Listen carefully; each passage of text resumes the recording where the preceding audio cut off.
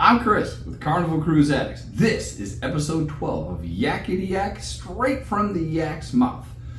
John Heald, Carnival Cruise Line brand ambassador, has a Facebook page, and he asks people to ask questions so he can dispel myths. It's like Mythbusters for Carnival. Today's topics, we'll be talking about special occasions, ship magnets, comedy, Havana Cabana, in a side to side.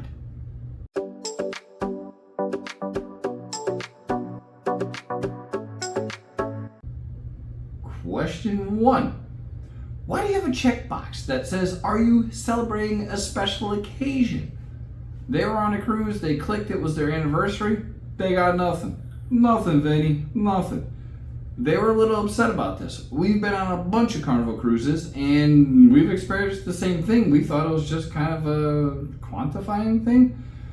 John said they used to do this and they would try to send people something. Two things happened. So many people started cruising on Carnival, they couldn't get to it, and then so many people lied, they couldn't get to it. So they stopped doing it. He said they are going to take this off of the questionnaire for the pre-cruise.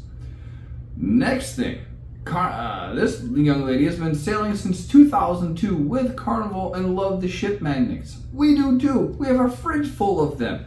And you can't get them anymore. And she was upset, and we weren't happy either. And she asked, why can't you get them? John's answer, they don't own the shops. They are contracted to independent vendors, so Carnival cannot tell them you have to carry X, X, and X.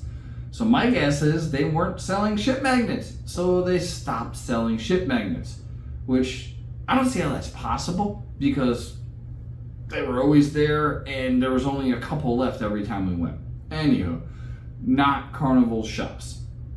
Has Carnival ever considered broadcasting the comedy shows in the cabins? They have, but they can't. There's copyright laws with most comedians that come on board, so they can't just broadcast them because they don't own the copyright. They're there as private contractors, so while they would love to, they can't. I would love to see that because you can never get to the shows because they're so busy because they have really good comedians.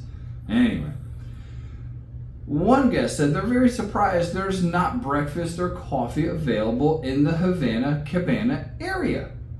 He said they actually used to do big breakfast setup, but it stopped because nobody ate there. It just sat there, dried up, and died, and they had to throw it away. So again, we're going back to wasting a lot of stuff.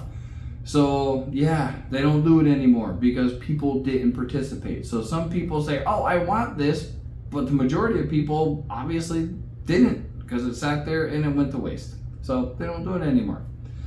This one is a good one, on a side to side, which is not getting off the same cruise and back on the same cruise. This is getting on one cruise and going to another cruise that's in the same port.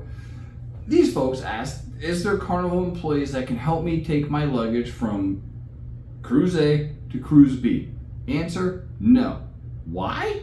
It's not a Carnival thing.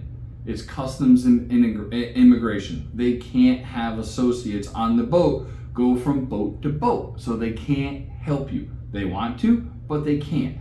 There are porters outside of every ship, as you well know, and you let them know, you might have to throw them a couple extra bucks because they're gonna have to walk a half mile to the next cruise, but the porters there will happily help you go from boat to boat so you don't have to lug your own luggage if you have that much, like Liz does.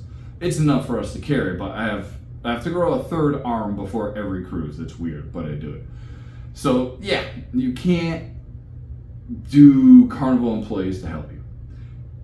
Anyway, that was episode 12 of Yakety-Yak. Thank you so much for watching. We appreciate you. Have a great night.